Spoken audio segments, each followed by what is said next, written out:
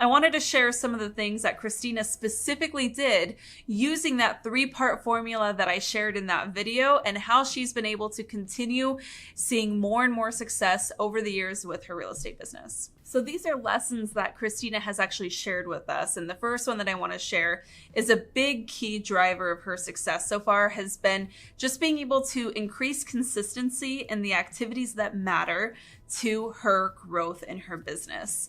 And if you remember, one of our big aspects of having a solid business plan is really just being able to focus on the right key marketing and prospecting activities, right? Like if you even only have 2 hours of work that you can do in a given day, how can you make sure that that time is targeted in the tasks that are ultimately going to lead to the greatest number of opportunities for your bottom line? This looks like having a really solid marketing and prospecting plan on and off social media. So my question for you, if you wanted to hit a goal like Christina hit, how are you going to stay consistent in the right activities? Are you showing up on social media each day, regardless of whether or not you see results immediately? Are you showing up to serve your database? Are you finding new ways to explore other platforms to increase your brand reach, right? Like getting really curious about how you can really focus on the right activities every single day without fail, and attached to the process that is going to lead to the greatest amount of results for your business. Ultimately, Christina went from kind of winging it to focusing on her highest leverage revenue producing activities every single day. She did it every single day, regardless of whether or not she saw results that day or whether it took a couple months for them to come around. Now, a second big thing that Christina learned and empowered herself to begin doing was knowing when to say no.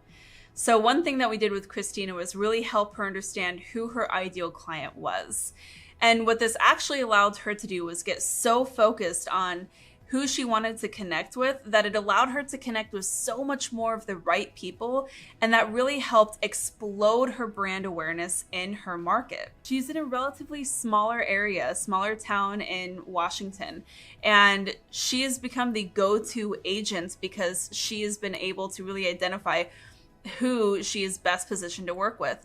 And she's not afraid to say no when she gets an opportunity that just isn't the right fit for her goals. Christina isn't afraid to say no when somebody has values that are contrary to hers, or who isn't going to respect her time and expertise, or is going to, for lack of better terms, take more energy than give in return. Does that make sense? I think sometimes as real estate agents, we almost feel obligated to chase after every single opportunity, even if it's completely outside of our scope or just not really in line with our values or goals. And one thing that has been really cool to see is just watching real estate agents kind of decide when is when, and when they can really say no to opportunities that just don't fit. Christina understood her brand inside and out. She worked really hard to set that up, to honor it, and the choices and actions she takes reflects that. Now, the third big thing that Christina changed in her business to see this level of growth was she became a student of the clients for life ideology, as I like to say. So one thing that I'm really obsessed with, especially when I'm helping real estate agents grow their business, is how can we take one deal and turn it into 5? Right? Like if we get one client, how can we make sure to get all of their referrals and repeat business in subsequent years?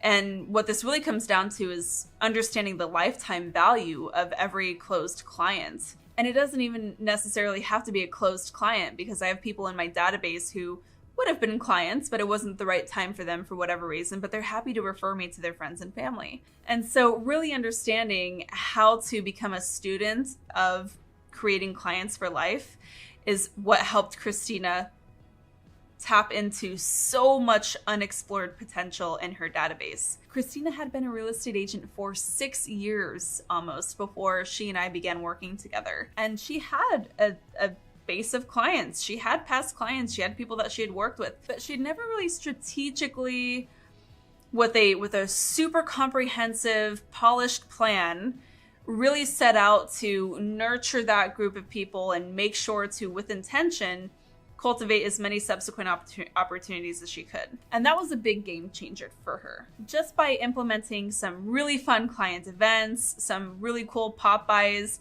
getting more face-to-faces, being more direct and connecting with those relationships really helped Christina generate more referrals, more opportunities to, make the most of every client that she had. Thank you so much for watching this quick win series here on our YouTube channel. Of course, any resources or additional videos mentioned during this quick win are linked below in the caption, so check that out. And if you have not yet, be sure to hit subscribe to this channel and hit that bell notification icon to be notified every time we're dropping other quick wins just like this.